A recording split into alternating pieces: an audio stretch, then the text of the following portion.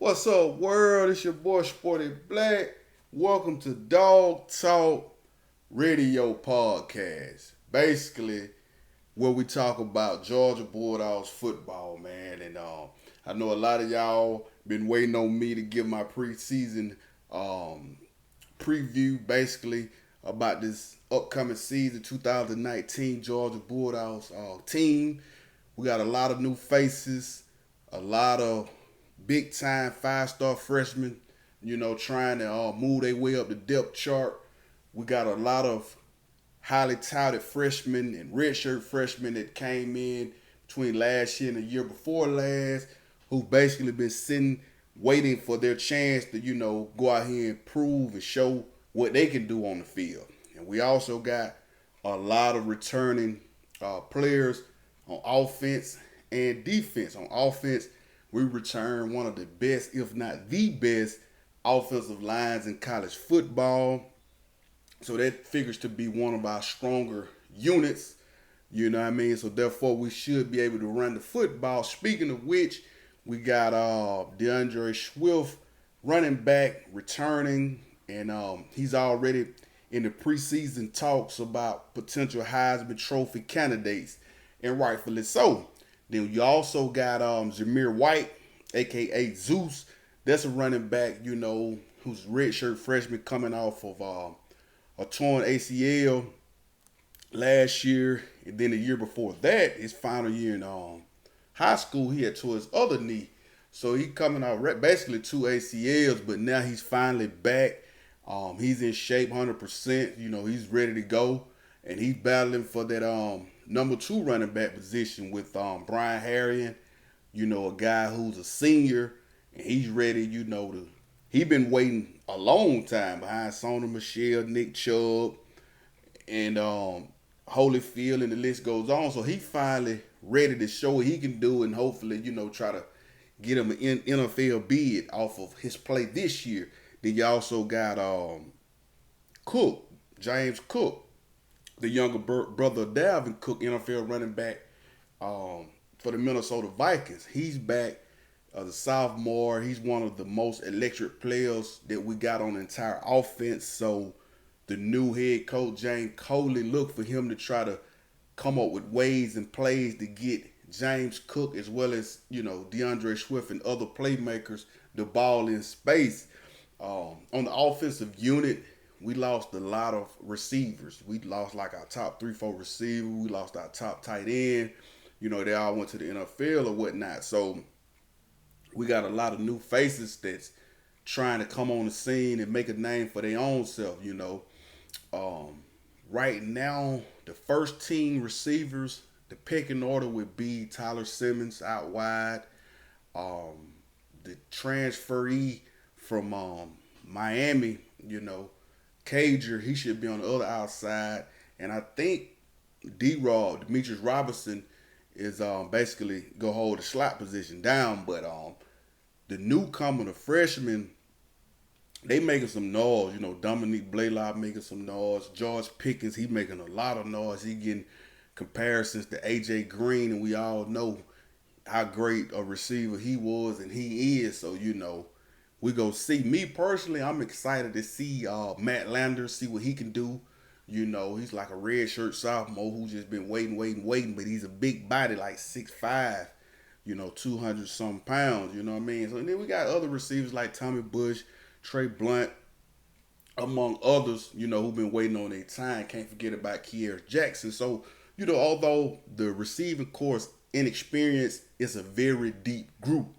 So, it's all about who can contribute on special teams first, because at Georgia, if you can contribute on special teams and you can block, then, you can get into that top 6 wide receiver rotation. Because right now we got like maybe 15 or 16 receivers on scholarship, so it's a crowded room right there.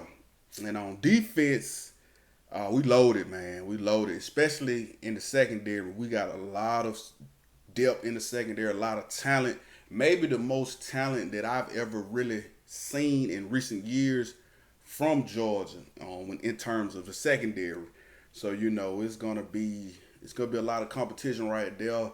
Right now, you got returning starters such as J.R. Reed, and he's a safety. You got Richard LeCount, who's the other safety. And then, you got the guys on the outside. Right now, you got Tyson Campbell as well as Eric Stokes. And then they trying to figure out who they're going to play the nickel, which is known as the star. Georgia is going to be William Poole, DeVar Wilson, Mark Webb. They don't really know, but a couple guys that's turning heads in the fall is DJ Daniels as well as Tyreek Stevenson. You know what I'm saying? So don't count those guys out. They looking real good out there at corner. Then you got Lewis Sin and a couple others, trying to make noise back there in the safety spot. So we gonna see. We gonna see. Basically, I think the coaching staff, they gonna go with the best players as far as on the back end. The linebackers, we end up losing Brenton Cox. I think he transferred. I think he's gonna play at Florida. That's his prerogative. Wish him nothing but the best. But I think outside linebacker is one of our deeper units in terms of secondary. We got a lot of guys over there. Walter Grant, Adam Anderson. You got the new kid on the block, Nolan Smith. You got Johnson. Man, it's quite a few outside linebackers. That in the inside, Tay Crowder, Muncie Rice, they son of the veterans, you know what I mean? But you got guys like N'Kobe Dean and Channing Tindall who making a lot of noise, man. And Azeez Ojulari, I think that's how you pronounce it. Look for him to start at one of those outside positions. The group on defense that I have the most concern with would be the defensive line. We got some depth there, but last year we was kind of in the bottom rankings in the SEC in terms of sacks and quarterback pressures and tackle for loss. So, I think we need to try to focus on getting more pressure on the quarterback. Like I was saying, the defensive line has got to get pressure this year, and we need to be in the top half of the SEC in sacks and tackle for losses and just quarterback pressure. You know what I'm saying? This year, the Dogs, they're tracking a new statistic. They call it the havoc rate.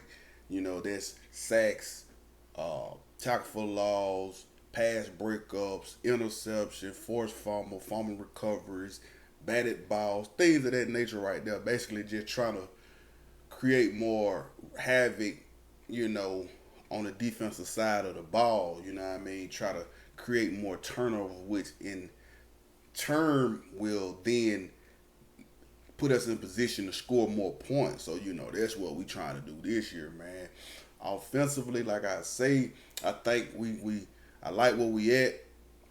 I think we're going to continue to be a run-first team. Although James Coley, I think he's a better offensive coordinator than our last offensive coordinator, the one just left. I forget his name. Jim Chaney, whatever, man. I didn't really like him. I thought he was too predictable, and I didn't think that he did a good job of putting our playmakers in positions to make plays. And I think Coley, that's something that he will do. I think he will kind of fit his offense to fit the skill set of his skilled players. So that's why I say look for a guy like James Cook to really get featured in the offense this year, man, because he's dynamic with the ball in his hand. I'm confident with Jake Fromm. He's a third-year starter. I'm not the biggest Jake Fromm fan, but I tell you that because I feel like his late game, struggles in the big game, particularly the last two Alabama games. I'm still kind of scratching my head about that, but hopefully this year he could turn the corner because he's the best quarterback we got on the roster. And, God forbid if he get hurt because, quarterback depth, we don't got another 5-star, waiting in the wings. Ain't no more Jacob Eason, ain't no more Justin Fields. So if Jake get hurt, we got to call up Stetson Bennett, a 5'10", little quarterback. He's pretty good though. He did good in the first scrimmage. He looked pretty good in the spring game. We got another quarterback, Dewan Mathis, but he's coming off some kind of brain injury, so he hasn't been totally cleared for contact yet. So we really thin at the quarterback position if Jake Fromm ever gets hurt.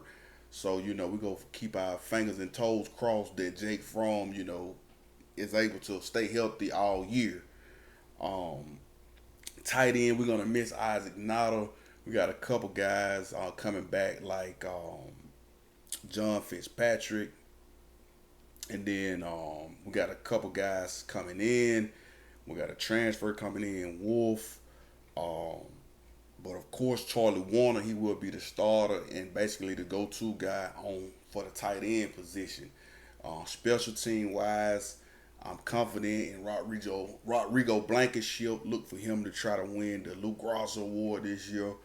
The punter, he could be better, but hopefully this year, he is a little bit better than what he was last year. But I think we're gonna look good. I think we're gonna have a really good team. They're gonna be young but very, very talented, really, really fast. Maybe one of the faster teams in recent Georgia memory. So I'm excited. I'm looking forward to the year. Stay tuned for more videos. I'm gonna do another video, basically predicting game by game whether we would win or lose, and basically, our overall record, in which I predict what we will be, because we got a kind of hard schedule this year, but it sets up well for us, to try to get into the college football playoff, because at the end of the day, that's what it's all about now. Playoff or bust for Georgia, man. But if you're new to the channel, make sure you hit that like button. Make sure you hit that subscribe button. And for those of you that's new here, my channel, I do a lot of hip hop commentary, but during the football season, especially college football, I do intel and breakdowns on the Georgia Bulldogs, um, because that's my team, and that's who I follow. So, if you here for the hip hop, feel free to check out the Bulldog channel or vice versa, man. And follow me on IG at Sporty Black. But no further ado, I'm gone, man. Go Dogs.